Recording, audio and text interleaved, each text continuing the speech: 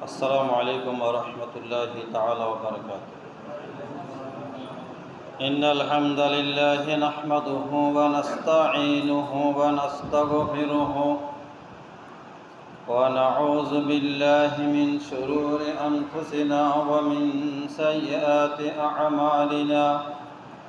من يهده الله فلا مضل له ومن يضلله فلا هادي له، ونشهد أن لا إله إلا الله وحده لا شريك له، ونشهد أن محمدا عبده ورسوله الذي أرسله بالحق بشيرا ونذيرا وداعيا إلى الله بإذنه وسراجا وقمرا منيرا. فقد قال الله تبارك وتعالى في كلامه المجيد وفرقانه الحميد: أعوذ بالله من الشيطان الرجيم. بسم الله الرحمن الرحيم. قل لله الشفاعة جميعا له ملك السماوات والأرض ثم إليه ترجعون. وعن أنس رضي الله تعالى عنه قال: قال النبي صلى الله عليه وسلم: شفاعتي لأهل الكبائر من أمتي، أو كما قال النبي عليه الصلاة والسلام: إن الله وملائكته يصلون على النبي يا أيها الذين آمنوا صلوا عليه وسلموا تسليما. صلى الله على سيدنا محمد وآله وأصحابه وسلم. بلغ العلا بكماله، كشف الدجى بجماله، حسنت جميع خصاله. صلوا عليه وآله। সালাতুল জুমাদের উদ্দেশ্যে আগত সমবেত উপবিষ্ট সম্মানিত দিন দরদি ইসলাম প্রিয় ভাই বন্ধুগণ, মহান আল্লাহ সুবহানাহু ওয়া তাআলার আলিশান দরবারে অসংখ্য সশ্রদ্ধ শকর ও সুজুদ জ্ঞাপন করছি। সালাত এবং সালাম প্রেরণ করছি প্রিয় নবী, শাফাআতুল নবী, নবিউর রহমা, নবিউত তাওবা, নবিউল মুলাহহাম মুহাম্মদ আরবি সাল্লাল্লাহু আলাইহি ওয়াসাল্লামের। সম্মানিত ভাইসব, আমাদের ধারাবাহিক আলোচনা চলছে কিয়ামতের উপর। আজকে আমার সম্ভবত 12 নম্বর আলোচনা কিয়ামতের উপর, ঠিক না? আমি গত জুমায় আপনাদেরকে কিয়ামতের একটা গুরুত্বপূর্ণ অংশ শাফাআত বা সুপারিশ এই বিষয়ে অনেক কথা বলেছি। আজকেও তার অংশ হিসেবে কথা বলবো ইনশাআল্লাহ। ওমা তৌফিকি ইল্লা বিল্লাহ, আলাইহি তাওয়াক্কালতু ওয়া ইলাইহি উনীব। শাফাআত বা সুপারিশ কিয়ামতের একটা গুরুত্বপূর্ণ অংশ এবং এটা ইসলামী আকীদার একটা গুরুত্বপূর্ণ বিষয়। আমি আমার স্বল্প জ্ঞানে সামান্য কথা বলবো ইনশাআল্লাহ। আমি যা বলবো এর বাইরে আরও অনেক কথা থেকে যাব, সময় ফেললে অন্য সময় বলবো ইনশাআল্লাহ। মানুষের ইহকালীন জীবনে প্রাত্যহিক বা মানবিক প্রয়োজন। কোনো মানুষ যদি কোথাও ঠেকে যায় বা আটকে যায়, অন্য কোনো মানুষ তাকে সেখান থেকে উদ্ধার করার জন্য চেষ্টা করে, ঠিক না? কোনো মানুষ বিপদে পড়েছে, যদি অন্য মানুষগুলো বা প্রতিবেশী পরিচিত মহল মানবিক হয়ে থাকে, মানুষের প্রতি মানুষের দরদ থেকে থাকে, তাহলে ওই যে ব্যক্তি বিপদে পড়েছে সে ডাকুক বা না ডাকুক, যদি কোনো মানবতাবাদী মানবদরদী মানুষ বা মানব গোষ্ঠী জানে বা দেখে বা শোনে, তখন ওই বিপদগ্রস্ত মানুষটার পাশে এসে দাঁড়ায়, তাকে বিপদ থেকে উদ্ধার করার চেষ্টা করে। এটা হলো দুনিয়ার মানুষের প্রয়োজন এবং ইসলামের শিক্ষার মৌলিক শিক্ষা। উসুলুল ফিকহের যে মাকাসিদ, আলহামদুলিল্লাহ আমি মুক্তি পড়ার কারণে এগুলো পড়ার আমার দরকার হয়েছে। মাকাসিদ ও শারিয়া, ইসলামী শরিয়ার যে উদ্দেশ্য, ইসলামের এত আইন কানুনের বিধিবিধানের যে কারণ প্রয়োজন, সেটাকে বলা হয়েছে মাকাসিদ ও শারিয়া। শরিয়ার এত আইন কানুনের উদ্দেশ্য কী? উসুলবিদরা সেখানে লিখেছেন আল মানফাত ওয়াল মাসলাহা, সমাজের মানুষের উপকার করা, সমাজের মানুষের কোনো প্রয়োজনকে মিটিয়ে দিয়ে সংশোধন সুরাহা করে দেওয়া। কি কথা বুঝতে পারছি? সমাজের কোনো মানুষের এটা তৃপ্তির বিষয় নয় যে অমুক লোকটা বিপদে পড়ে থাকো, আমি দেখে দেখে একটু আমার কাছে খুশি দেখব। এটা কোনো মুসলমান জন্য হইতে পারে না। মুসলমান যদি সত্যিকার হয়ে থাকে, কোনো ব্যক্তি যদি কোনো কারণে বা অকারণে কায়দা বা বেকায়দা কোনো বিপদে পড়ে, অর্থাৎ ঠেকে গেল, আটকে গেল, অপর ব্যক্তির দায়িত্ব এবং কর্তব্য যদি সম্ভব হয়, তার ক্ষমতা থাকে, সামর্থ্য থাকে, তাকে সেখান থেকে উদ্ধার করার জন্য এগিয়ে আসা, এককভাবে বা সামাজিকভাবে বা সামষ্টিকভাবে। কি বলেন? এই কাজগুলো যদি আমাদের সমাজে থাকতো, তাহলে আমাদের সামাজিক অবকাঠামো, মানুষের মধ্যে মানুষের পারস্পরিক ভালোবাসার হৃদ্যতা কি ভালো থাকতো না? কিন্তু মানুষ করে কি, একজনকে একটা ঠেকিয়ে দেওয়ার জন্য, আটকিয়ে দেওয়ার জন্য কোনো না কোনো একটা ভয় তারা করে থাকে, যার কারণে আমাদের সমাজের সৌন্দর্যটা বিনষ্ট হচ্ছে। মানুষের প্রতি মানুষের দিন দিন ভালোবাসা কমছে, রূঢ়তা, হিংসা, বিদ্বেষ এগুলো বাড়ছে, নিষ্ঠুরতা বাড়ছে, চুরিটাতে খুন করাবি বাড়ছে, মানুষের প্রতি মানুষের কোনো ভালোবাসা নাই। এটা হলো ইসলামের মৌলিক শিক্ষা। কিয়ামতের কঠিন ময়দানে মানুষ যখন আটকে যাবে, থেকে যাবে, ঠকে যাবে, কিয়ামতের মাঠের কীরকম পরিস্থিতি হবে, আমি বিগত জুমা এগুলো অনেক কথা বলেছি। সূর্যটা মাথার উপরে আসবে, জমিনটা তামার মতো হয়ে যাবে, মানুষ ঘামের মধ্যে সাঁতার কাটবে, হাবুডুবু খাবে। আইনাল মাফার, মানুষ বলবে আজকে কোথায় ফালাবো? আল্লাহ বললেন না, লা ওয়াজার, তোমার ফালাইবার কোনো স্থান নাই। পলায়ন করে পালিয়ে থাকবে, লুকিয়ে থাকবে, এরকম কোনো পরিস্থিতি আছে? নাই। সেদিন মানুষ হাহাকার করবে। এক একজন নবী উম্মত নবীর কাছে গিয়ে বলবে, ইয়া ফুলান ইসফা, হেই আমাদের নবী, আপনি আমাদের নবী ছিলেন, আপনি আমাদের জন্য আল্লাহর কাছে সুপারিশ করেন। ইয়া ফুলান ইসফা, এটা একটা কিতাবের আবারত। কিতাবের নাম আশিফা বে তারিফি হুকুকিল মুস্তফা, কাজী আবুল ফজ আয়াজের লেখা, লেবাননের রাজধানী কায়রোতে প্রকাশিত। রাসূল আকরাম সাল্লাল্লাহু আলাইহি ওয়াসাল্লামের শাফাআতের বিষয় এখানে উনি আরবিতে লিখছেন। প্রত্যেক নবীর উম্মত তার নবীর কাছে গিয়ে বলবে, ইয়া ফুলান ইসফা, হে নবী আপনি আমাদের জন্য সুপারিশ করেন। কোন নবী সুপারিশ করবে না। সুম্মা তান্তাই শাফাআতুল নবী সাল্লাল্লাহু আলাইহি ওয়াসাল্লাম, সর্বশেষ পর্যন্ত সুপারিশের বিষয়টা মুহাম্মদ সাল্লাল্লাহু আলাইহি ওয়াসাল্লামের পর্যন্ত আসে ঠিক, অর্থাৎ কোনো নবী সুপারিশ করবে না, এটা এক বর্ণনার কথা। তখন মানুষ শাফাআতের জন্য পাগল মারা হবে যে আমার জন্য কেউ সুপারিশকারী, উদ্ধারকারী কোনো ত্রাণকর্তা আছে কিনা। আল্লাহ সুবহানাহু ওয়া তাআলা বলছেন, ওয়ালিল্লাহিশ শাফাআতু জামিআ লাহু মুলকুস সামাওয়াতি ওয়াল আরদ সুম্মা ইলাইহি তুরজাউন। সূরা জুমার, সূরাতুজ জুমারের ৪৪ নং আয়াত। আল্লাহ তাআলা বলছেন, রাসূল রে আপনি আপনার উম্মতদেরকে বলে দিন, কুলিল্লাহিশ শাফাআতু জামিআ, শাফাআত বা সুপারিশের বিষয়টা শুধুমাত্র আল্লাহর জন্য নির্ধারিত। কার জন্য? শাফাআতের অধিকার, শাফাআত করার জন্য অনুমতি প্রদানের একমাত্র এখতিয়ার বা ক্ষমতা আল্লাহ সুবহানাহু ওয়া তাআলার হাতে নিবদ্ধ। কি কথা ঠিক কিনা?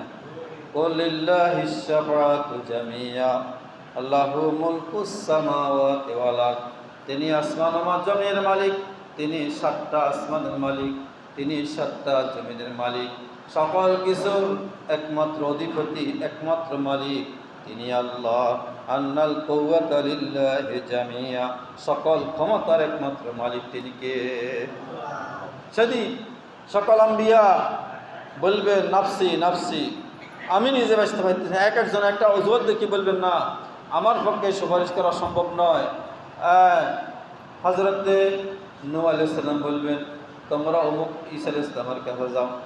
এক একজন নবী এক একজন দেখিয়ে দিবে যে আমার এই ত্রুটি আছে, আমি সুপারিশ করতে পারবো না। সুম্মা তানতাহি ইলা নবী মুহাম্মদ রাসূলুল্লাহ সাল্লাল্লাহু আলাইহি সাল্লাম, সর্বশেষ জনগণ আসতে আসতে মুহাম্মদ রাসূলের কাছে আসবে।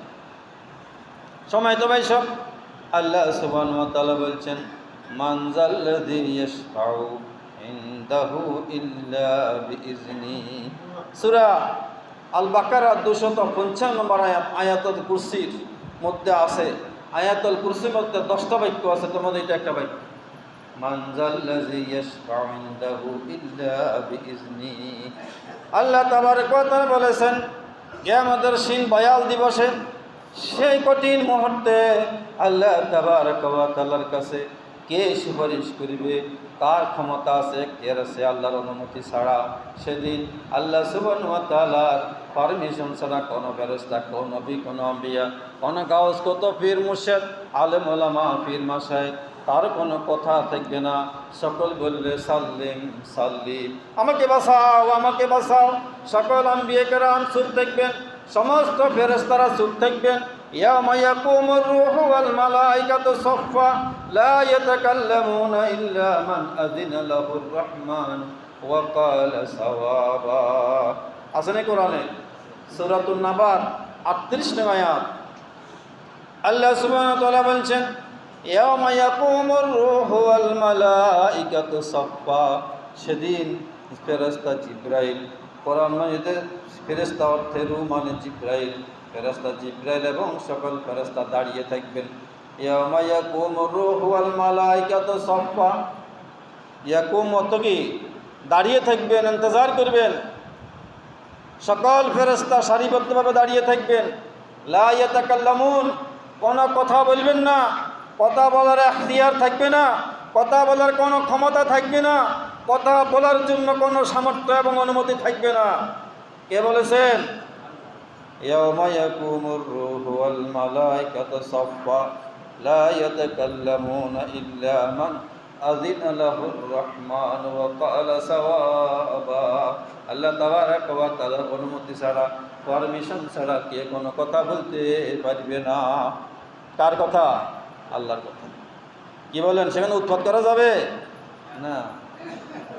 আপনার মামুর বাড়ি হোশ থাকবে না, বস্ত্র থাকবে না ভরণে, কেউ কাকে চিনবে না, পিতা পুত্র পরিচয় দিবে না, পুত্র পিতার পরিচয় দিবে না, বন্ধু বন্ধুর পরিচয় দিবে না। কোনো কিশোর গ্যাংয়ের সদস্য একে তার পার্টনারের, তার বন্ধু, তাইয়ের ভাইয়ের, তার বড় ভাইয়ের, তার মামার কোনো পরিচয় কারোর জন্য কারো পরিচয় থাকবে না। কথা ঠিক কিনা? সময় তো ভাই সব আল্লাহ সুবহানাহু ওয়া তাআলা বলছেন লা ইয়ামলিকু শাফাআত ইল্লা মান ইত্তাখাযা ইনদার রহমানি আহদা। সূরা মারিয়াম, কোরআনুল কারীমের সূরা মারিয়ামের 87 নং আয়াত আল্লাহ তাআলা বলছেন সেদিন লা ইয়ামলিকুনা শাফা, সেদিন শাফাতের মালিক কে হবে না। কি বলেন? কার কথা? আল্লাহর কথার উপর কোনো কথা আছে? নাই। কাতিয়াস সুবুত, কাতিয়াস দালালত, আল্লাহর কোরআন ওহিয়ে মাতলু, আল্লাহর কোরআনের কোন একটা শব্দ, কোন একটা অর্থ, কোন অনুবাদ, কোন বিধান কেউ যদি অমান্য করে, অস্বীকার করে, কাফের হয়ে যাবে। ইউকাফফারু জাহিদুহু, কোরআনুল কারীমের কোন বিধান যদি কেউ অস্বীকার করে সে কাফের। আল ওয়াজিজ ফি উসুলিল ফিকহ, এই কিতাবের আবারত, উসুলুল ফিকহ কিতাব। লা ইয়ামলিকুনা শাফাআতা ইল্লা মান ইত্তাখাযা ইনদার রহমানি আহদা। আল্লাহ তাআলা বলছেন যে ব্যক্তির সাথে আল্লাহর সাথে কোনো অঙ্গীকার নাই, ওয়াদা নাই, পারমিশন নাই, সুপারিশ করার জন্য কোনো ডকুমেন্টারি প্রমাণ নাই, তিনি আল্লাহ তাআলার সামনে সুপারিশ করার কোনো অধিকারী হবেন না। সূরা মারিয়াম আয়াত নম্বর 87। অতএব বুঝে গেল ওই দিন কিয়ামতের কঠিন ময়দানে আল্লাহ সুবহানাহু ওয়া তাআলার সামনে কথা বলার জন্য, শাফাত করার জন্য, সুপারিশ করার জন্য আল্লাহ তাআলার অনুমতি লাগবে। আল্লাহ তাআলা কি জায়গা থেকে অনুমতি দিবেন? না, কথা আসতেছে সামনে ইনশাআল্লাহ। আল্লাহ সুবহানাহু ওয়া তাআলা বলছেন, ইয়াউমাইযিন লা তামলিকু শাফাআত ইয়াউমাইযিন লা তানফাউ শাফাআতু ইল্লা মান আযিনা লাহুর রহমানু ওয়া রাদিয়া লাহু কাওলা। কার কথা? সূরা তোহা কোরআন মাজিদে 16 পারা আছে, 109 নম্বর আয়াত। আপনি খুঁজে দেখবেন, খুলে দেখবেন, পড়ে দেখে বুঝে, যদি বুঝে না আসে আমাকে বলবেন। ইয়াউমাইযিন লা তানফাউ শাফাআতু, সেদিন কোনো সুপারিশ কোনো কাজে আসবে না, কাজ দিবে না, উপকার লাগবে না। ইল্লা লিমান আযিনা লাহুর রহমান ওয়া রাদিয়া লাহু কাওলা, যে ব্যক্তিকে আল্লাহ তাআলা সুপারিশ করার জন্য অনুমতি দিবেন, ওই ব্যক্তি সুপারিশ করবে। যার প্রতি আল্লাহ পাক সন্তুষ্ট থাকবেন তিনি সেদিন সুপারিশ করতে পারবেন। এগুলো তাফসীরের মধ্যে মুফাসসিরিনে কেরাম বলেছেন, যিনি সুপারিশ করবেন তার জন্য আল্লাহর অনুমতি লাগবে, আর যার জন্য সুপারিশ করবেন তার জন্য আল্লাহর অনুমতি লাগবে। এক কথায় সুপারিশের অস্তিত্ব বিদ্যমান, শাফাত হক, কিন্তু যার জন্য নয়, যাকে তাকে নয়। একটা পক্ষ বলেন শাফাত বলতে কিছু নাই, এই কথাও সঠিক নয়। এই কথা বুঝতে পারছি? আমি কোরআন আয়াত দিয়ে বলছি, শাফাত বাস্তব এবং সত্য, সুপারিশ হবে, তবে এই সুপারিশ করবেন নবী মুহাম্মদ রাসূলুল্লাহ সাল্লাল্লাহু আলাইহি ওয়াসাল্লাম। কি কথা বুঝতে পারছি? ইমাম আজম আবু হানিফা রাহিমাহুল্লাহ, আমাদের ইমামুল আজম, তিনি একটা কিতাব লিখেছিলেন, কিতাবের নাম আল ফিকহুল আকবার। হানাফি মাযহাবের আকীদার সবচেয়ে ভালো কিতাব, গুরুত্বপূর্ণ নির্ভরযোগ্য কিতাব। সেটা আমাকে পড়তে হয়েছে আমি যখন মুক্তি পড়েছিলাম ঢাকাতে। ইমাম আজম আবু হানিফা বলেছেন, শাফাআতুল আম্বিয়া হাক্কুন সাবিতুন, নবীগণ সুপারিশ করবেন, আর তার মধ্যে সবচেয়ে সুপারিশ করার জন্য শাফাত জন্য অনুমতি প্রাপ্তেন মুহাম্মদ রাসূলুল্লাহ সাল্লাল্লাহু আলাইহি ওয়াসাল্লাম। রাসূল সাল্লাল্লাহু আলাইহি ওয়াসাল্লাম কিয়ামতের দিন সিজদা পড়ে থাকবেন। রাসূল বললেন, খাইয়ারানি আতান মিন ইনদিল্লাহ। বুখারীর হাদিস বলছি, রাসূল বললেন, একদিন আমার কাছে আল্লাহ তাআলার পক্ষ থেকে একজন আগমনকারী এসেছিলেন। আতান মিন ইনদিল্লাহ ফাখাইয়ারানি আইয়ুদখিলা নিসফা উম্মতি ইলাল জান্নাহ ওয়া শাফা। হাদিস রে 12। রাসূল বললেন, আমাকে আল্লাহর পক্ষ থেকে অফার দেওয়া হয়েছে, প্যাকেজ অফার, যে আপনাকে 2টা প্রস্তাব দিলাম। এই কথা খেয়াল করেন, 2টা প্রস্তাব দিলাম। একটা প্রস্তাব হলো আপনি আপনার অর্ধেক উম্মতকে জান্নাতে নিয়ে যাবেন, অথবা আপনি শাফাআতের অধিকারী হবেন।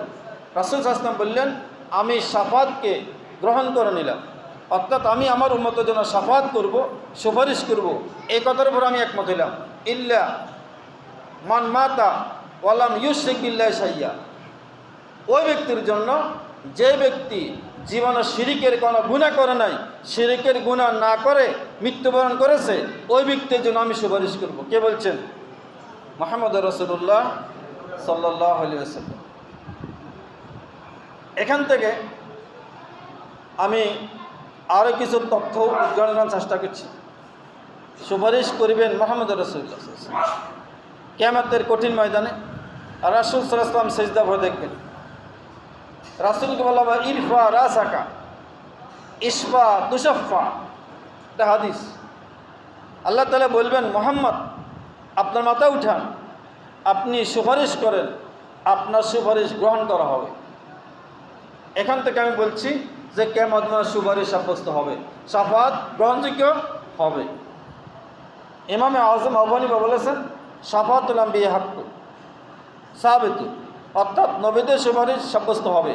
তার মধ্যে সবচেয়ে বেশি গুরুত্বপূর্ণ সুপারিশ করা অধিকারী হবেন মুহাম্মদ রাসূলুল্লাহ সাল্লাল্লাহু আলাইহি ওয়াসাল্লাম। এর জন্য রাসূলকে বলা শাফাতুল নাবিয়ুশ শাফা।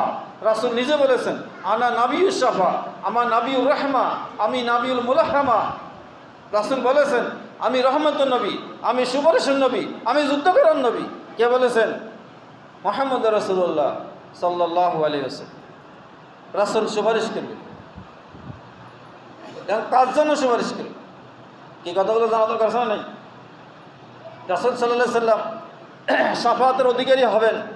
রাসূল সাল্লাল্লাহু আলাইহি ওয়াসাল্লামকে শাফাত করার জন্য অনুমতি দেওয়া হবে, এখতিয়ার দেওয়া হবে, এটা আল্লাহ পাক বলে দিয়েছেন। এখন প্রশ্ন হলো সুপারিশ করবেন কার জন্য? যার জন্য সুপারিশ করার আল্লাহ তাআলা পক্ষ থেকে অনুমতি মিলবে, তার জন্য সুপারিশ করবে। কি কথা বলতে পারছি? সময় তো বাইশ। এর মধ্যে এক নম্বর, আমি একটা হাদিস বলছি একটু আগে, মান মাতা ওয়ালাম ইউশরিক বিল্লাহি শাইয়্যা, যে ব্যক্তি ইন্তেকাল করেছে তার জীবনে কোনো শিরিকের গুনাহ নেই, ওই ব্যক্তির জন্য। এখন আমি খতিব সহ একথা নিশ্চিত বলতে পারবো না যে আমার জীবনে কোনো শিরিক নেই। আলহামদুলিল্লাহ, তারপর আমরা চেষ্টা করি, কিন্তু সাধারণ লোকজনের জীবনে অসংখ্য শিরিক আছে। এই শিরিকের গুনাহ থেকে বাঁচে থাকতে হবে। ফামান কানা ইয়ারজু লিকা রাব্বিহি ফালইআমাল আমালান সালিহান ওয়া লা ইউশরিক বিইবাদাতি রাব্বিহি আহাদা। আল্লাহ সুবহানাহু ওয়া তাআলা বলেছেন সূরাতুল কাহফের 109 নম্বর আয়াত, প্রত্যেক দিন জুমার দিন সূরা কাহফ তেলাওয়াত করা সুন্নাত। কোন সূরা? সূরাতুল কাহফ। আমরা কি চেষ্টা করি? ইনশাআল্লাহ চেষ্টা করবেন ফজরের পরে বা সন্ধ্যা পর্যন্ত যে কোনো সময়, বিশেষ করে ফজরের পরে সুন্দর সুযোগ, আপনি ঘুম না যাই জুমার দিন সূরাতুল কাহফ তেলাওয়াত করবেন। অনেক ফজিলত, ওগুলো পরে বলবো ইনশাআল্লাহ। সূরা কাহফের 109 আয়াত আল্লাহ বলছেন যে ব্যক্তি আল্লাহর সাথে দেখা করতে চায়, কি করতে চায়? আল্লাহর সাথে দেখা করা, এটা কি সহজ কথা? সত্যিকানি কথা? ফামান কানা ইয়ারজু লিকা রাব্বিহি ফালইআমাল আমালান সালিহান ওয়া লা ইউশরিক বিইবাদাতি রাব্বিহি আহাদা। আল্লাহ সুবহানাহু ওয়া তাআলা বলছেন যে ব্যক্তি আল্লাহর সাথে দেখা করতে চায়, বান্দা আল্লাহকে দেখবে, এটা সত্য। আমি হয়তো একদিন আলোচনা করবেন সেটা কোরআন হাদিস থেকে। বান্দা আল্লাহকে দেখবে, এটা হাক কোন সত্য কথা।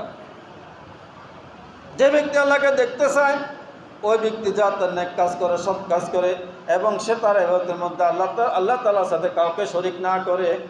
ফামান কানা ইয়ারজু লিকা রাব্বিহি ফালইআমাল আমালান সালিহান ওয়া লা ইউশরিক বিইবাদাতি রাব্বিহি আহাদা। আল্লাহ তাআলার সাথে শরীক করা যাবে না। আল্লাহর জাতের সাথে, আল্লাহর সিফাতের সাথে, আল্লাহর ক্ষমতার সাথে, আল্লাহর দাফারের সাথে, আল্লাহর ইজ্জতের সাথে, আল্লাহর খবরের সাথে, আল্লাহর আইনের সাথে, আল্লাহর বিধানের সাথে কোনো শক্তিকে, কোনো ব্যক্তিকে, কোনো গোষ্ঠীকে, কোনো সভ্যতাকে অংশীদার সাব্যস্ত করা যাবে না, যাবে না। যদি যান আপনি জান্নাত পাবেন না, জান্নাত তার জন্য হারাম, মুহাম্মদ রাসূলুল্লাহ শাফাআত পাবেন না। কি কথা বুঝতে পারছি? এক নম্বর, যে ব্যক্তি শিরিক করবে না তার জন্য সুপারিশ হবে। চারটা কারণ অধিকাংশ আরবিতে লেখা আছে, সেখান থেকে বাংলা বলছে। এক নম্বর, যারা আল্লাহ তাআলার সাথে শরিক করবে না। দুই নম্বর, যারা রাসূলের উপর বেশি বেশি দরুদ শরীফ পড়বে সাল্লাল্লাহু আলাইহি ওয়াসাল্লাম। আল্লাহুম্মা সাল্লি আলা মুহাম্মদ ওয়া আলা আলি মুহাম্মদ। এটা সম্ভব না? সম্ভব। আমাদের মুখ তো লড়ে না। দোকানে বসি, বাজারে বসি, কত হাজার অঙ্কের কথা বলি, কিন্তু একটা সুবহানাল্লাহ আলহামদুলিল্লাহ মুখে দিই, আসে না। মুখ শক্ত, মুখ কৃপণ। কি কথা রে কিনা? মানবের সোজা সাল্লাল্লাহু আলাইহি ওয়াসাল্লাম সহজ না? রাসূল বলছেন যে বেশি বেশি দরুদ শরীফ পড়বে, তার মধ্যে জুমার দিন বেশি বেশি দরুদ শরীফ করা উত্তম এবং সুন্নাত। তিন, যে ব্যক্তি আজানের পরে একটা দোয়া পড়বে।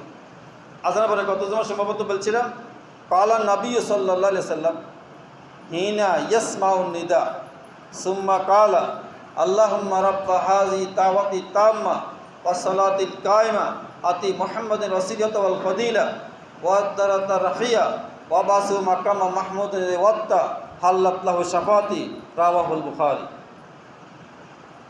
সহিহ বুখারীর হাদিস বলছি। রাসূল বলছেন, যে ব্যক্তি আজান শুনে, আজান শোনার পরে আল্লাহুম্মা রাব্বা হাযিহি দাওয়াতি তাম্মা এই দোয়াটা ফুটবে, তার জন্য হাল্লাত লাহু শাফাআতি, আমার সুপারিশ তার জন্য বৈধ হবে। সুবহানাল্লাহ বলেন। কথা কি কম গুরুত্বপূর্ণ? না, অধিক গুরুত্বপূর্ণ।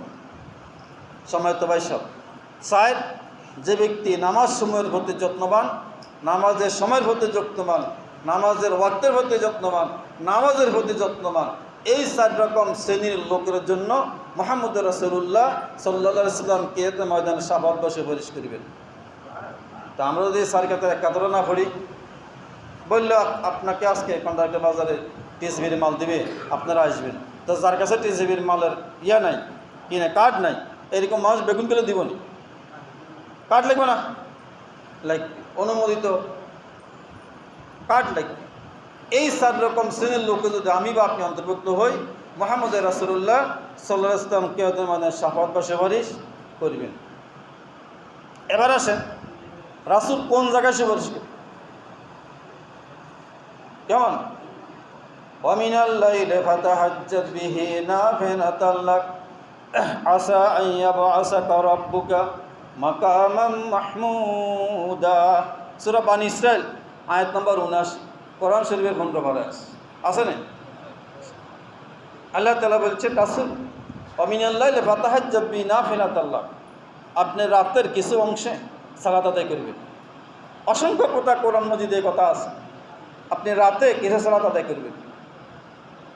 বিনিময় স্বরূপ আমি আপনাকে এমন একটা স্থান দিব, আসা আইয়া বা সাকারাব্বুকা মাকামা মাহমুদা, যে স্থানটার নাম হবে মাকামে মাহমুদ। ওই মাকামে মাহমুদের অত্যন্ত প্রশংসিত একটা জায়গা, স্থান। ভাই বন্ধুগণ, ওই খানা যাবতে গেলে সেয়ার দিনে কেন বালা হিঁতে বসবে চেষ্টা করি, ফিজ হিন্দি বড় বড় দিব বলে দুরুজ দিবে মনে হয় হিন্দি বলবে চেষ্টা করি, যেখান দিয়ে ফ্যান আছে সেখান দিয়ে বলবে চেষ্টা করি, হ্যাঁ মসজিদে গেলে যেখান দিয়ে ফ্যান আছে এসি ভালো চলে হিন্দি বলবে চেষ্টা করি। এগুলো দুনিয়ার আমাদের সুযোগ সুবিধা, বুক বিলাস, কোনো সমস্যা নাই। কিন্তু মুহাম্মদ রাসূলুল্লাহ সাল্লাল্লাহু আলাইহি ওয়াসাল্লামকে আল্লাহ তাআলা এমন একটা মাকাম দান করবেন, যে মাকামের নাম মাকামে মাহমুদ। সুবহানাল্লাহ বলেন না? ওই আজানা দোয়ার মধ্যে মাকাম মাহমুদের কথা আছে। আল্লাহ আপনি মুহাম্মদ সাল্লাল্লাহু আলাইহি ওয়াসাল্লামকে মাকামে মাহমুদ দান করেন, ওসিলা দান করেন, মুহাম্মদ রাসূলুল্লাহর মর্যাদাকে বুলন্দ করেন। একথা বলে আপনি আপনার মর্যাদা বুলন্দ করেন। মুফাসসিরিন কেরাম বলছেন, রাসূল নিজেও বলছেন, মাকামে মাহমুদ ইয়া শাফা, ইয়া শাফা, মাকামে মাহমুদ মানে শাফাত। ওই মাকামে মাহমুদের মধ্যে অবস্থান করে দাঁড়িয়ে নবী মুহাম্মদ রাসূলুল্লাহ সাল্লাল্লাহু আলাইহি ওয়াসাল্লাম উম্মতের জন্য সুপারিশ করবেন। সুবহানাল্লাহ বলেন না? লস আছে না? লস না। عن انس رضي الله تعالى عنه قال قال النبي صلى الله عليه وسلم شفاعتي لأهل الكبائر من امتي رواه الترمذي। নবী আরবি সাল্লাল্লাহু আলাইহি ওয়াসাল্লাম বলেছেন, আমি আমার উম্মত যাদের কবিরা গুনাহ আছে তাদের জন্য আমি সুপারিশ করব। কিরকম? দরদি মুহাম্মদ রাসূলুল্লাহ সাল্লাল্লাহু আলাইহি ওয়াসাল্লাম, নবী মুহাম্মদ রাসূলুল্লাহ সাল্লাল্লাহু আলাইহি ওয়াসাল্লাম কিয়ামতের ময়দানে সিজদায় পড়ে বলবেন, উম্মতি উম্মতি উম্মতি, আমার উম্মতের কি অবস্থা, আমার উম্মতের কি অবস্থা। কিন্তু উম্মত সারাটা জীবন কাটা গেল মুহাম্মদের সুন্নত নিয়ে কোনো খবর রাখে নাই। কি কথা ঠিক কিনা? খবর নাই, সুন্নতের খবর নাই, ফরজের খবর নাই, নামাজের খবর নাই। তাহলে বলছিলাম এই শাফাআতুল আম্বিয়া হাক্কুন আর শাফাআতু হাক্কুন, শাফাআত সত্য, সুপারিশ হবে। এটা আহলে সুন্নাত ওয়াল জামাতের আকীদা। আল কুতুবুল আকীদা আল মুতাবার, ইসলামী আকীদার ইমাম আযম আবু হানিফা লিখিত আল ফিকুল আকবরের ইবারত বলছি আমি, হাদিস থেকে বলছি, কোরআন থেকে বলছি। সুপারিশ হবে, সুপারিশের একমাত্র এখতিয়ার আল্লাহ সুবহানাহু ওয়া তাআলা, শাফাআত করার অনুমতি দিবেন আল্লাহ তাআলা। আর সে অনুমতিটা দিবেন বিশেষ করে মুহাম্মদ রাসূলুল্লাহ সাল্লাল্লাহু আলাইহি ওয়াসাল্লামকে। মুহাম্মদ সাল্লাল্লাহু আলাইহি ওয়াসাল্লাম তার উম্মতের জন্য, যাদের কবিরা গুনাহ আছে তাদের জন্য সুপারিশ করবেন। তবে তার জন্য সুপারিশ করবেন যার জন্য আল্লাহ তাআলার পক্ষ থেকে অনুমতি মিলবে। এই কথা ঠিক আছে? আর আমি বিশেষভাবে বলছি 4 রকম মানুষের জন্য সুপারিশ করবেন। 1 নম্বর, যে ব্যক্তির জীবনে কোনো শিরকের গুনাহ নাই। 2 নম্বর, যে ব্যক্তি বেশি বেশি মুহাম্মদ রাসূলের উপর দরুদ শরীফ পড়ে। 3 নম্বর, যে ব্যক্তি আজানের পরে রাসূলের জন্য উচ্চ মর্যাদা কামনা করে দোয়া পড়ে। 4 নম্বর, যে ব্যক্তি নামাজ এবং নামাজের ওয়াক্তের প্রতি যত্নবান থাকে। আল্লাহ সুবহানাহু ওয়া তাআলা আমাদেরকে কিয়ামতের কঠিন ময়দানে শাফাতুল আম্বিয়া শাফাতুল নবী মুহাম্মদ রাসূলুল্লাহ সাল্লাল্লাহু আলাইহি ওয়াসাল্লাম আল্লাহ নবী সাল্লাল্লাহু আলাইহি ওয়াসাল্লামের সুপারিশ আমাদের জন্য নসিব করুন। আমাদেরকে সুপারিশের শাফাতের উপযুক্ত হওয়ার জন্য আমল করার তৌফিক দান করুন। হাযা মান ইনদি ওয়া ইলমু ইনদাল্লাহ আলাইহি তাওয়াক্কালতু ওয়া ইলাইহি উনীব। ওয়া আসসালামু আলাইকুম ওয়া রাহমাতুল্লাহি তাআলা ওয়া বারাকাতুহু।